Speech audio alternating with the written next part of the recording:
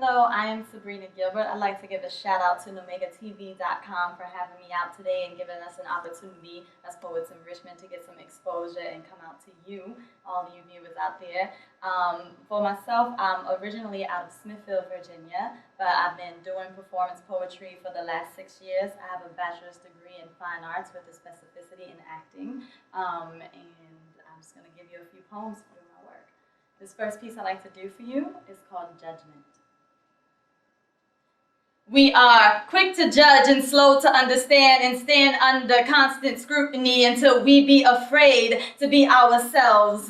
Constantly apologizing for who and what we are. Never giving ourselves permission to be free, freely walking into slavery as we lie foundation over perfectly finished structures. Lengthen our lashes with L'Oreal and clench our cleave with secrets. Secretly suffering, selling this as truth until the door closes and you hear yourself crying. Because every orifice in your body is full except your thoracic cavity. And cavities can't compliment smiles smeared on with lipstick. And lipstick to sell them with wicked words that are contrary to actions, actualizing thoughts. And though they be blatant, we prefer to perceive the words as truth. Emotional hypochondriacs obsessed with instability and instability feel discomfort, comforting our hypochondria, so we move like HPV, infecting everything we touch until hearsay is Catholic scripture. Here, say this scripture till you believe it. To keep your position as Pharisee, you fall in false prophecy and pharmaceutically be generic. So we OD just to fill it, to authenticate placebo for the plague that's plaguing your cerebral with semblance of self. But mirrors make no myths, and wisdom's vision is X-ray, toxic to the flesh, producing cancerous candor that only few of us catch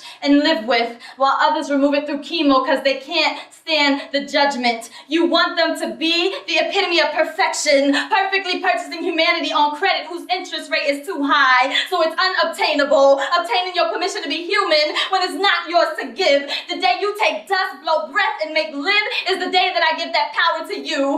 We struggle to earn the approval of man who is no more than man. So soil in my soul with sectarian scores of sacraments, sanctioning psycho slavery, and these rights can't right wrongs that I write with right hands in the stars, but we seek them like divine intervention, a walking contronym in constant contention with self, contending sincerity of speech, and then forging the signature with Sharpies, marking a permanent impression, further impressing that you ain't got no sovereignty to reign over me. I'd be a meteorologist changing cumulonimbus into stratus, strategically stretching you beyond comfort to expose the reality of expose, and we stay disconnected like unpaid phone bills, atoning for the skin on our skeletons that stay locked in closets, dreaming emancipation, emancipating dry tears on tears unfit for men. We crave an elevation and then we tear down the steps as we step on each other's necks, fighting to be the next in line, holding tight to a line of lines that's been handed down for generations, revealing revelation hurts, so it costs to be set free.